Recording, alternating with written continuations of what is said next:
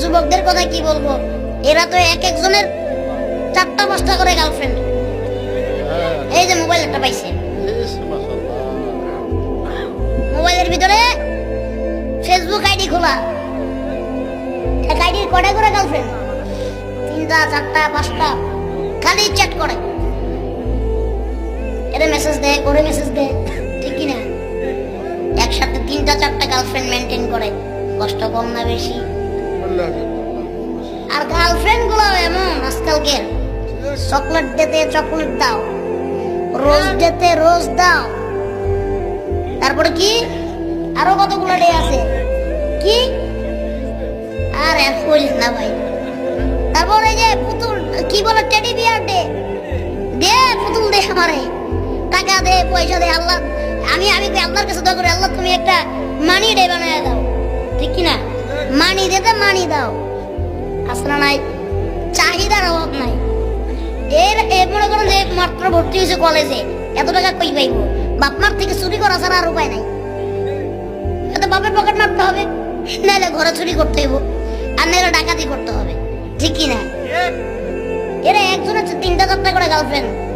Girlfriend কি 3টা 4টা করে বানানো যাবে? জায়েজ আছে? একদম হারাম, এসব কাজ করা যাবে না,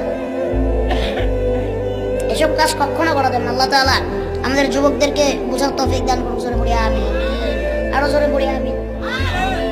আর কতগুলো আছে এখনকার, সত্যি কথা বলতে হবে, কি কয়টা রে, টিকটক, এই এলাকায় টিকটকের পোলাপান আছে, কম না বেশি? আল্লাহর কসম, বিশ্বাস করেন, এরা দিনের বেলা টিকটক করে, রাত্রের বেলা চুরি করে। কথাটা বিশ্বাস হইল না? এরা দিনের বেলা টিকটক করে, রাত্রের বেলা চুরি করে, কারণ টিকটক করতে টাকার দরকার আছে না নাই? টিকটক করতে টাকার দরকার। এর চুলের এরকম বড় বড় করে কাটে, এইগুলো বলবো না।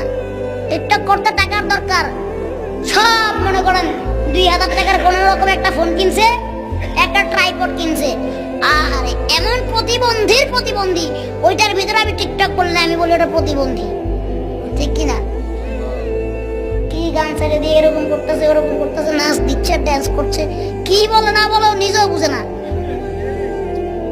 কি বলতেছে ও নিজেও জানে না। কোথায় গেল আজকে যুব সমাজ গুলা এই এমনি করে টিকটক, ফেসবুক এইগুলাতে নষ্ট করে দিচ্ছে।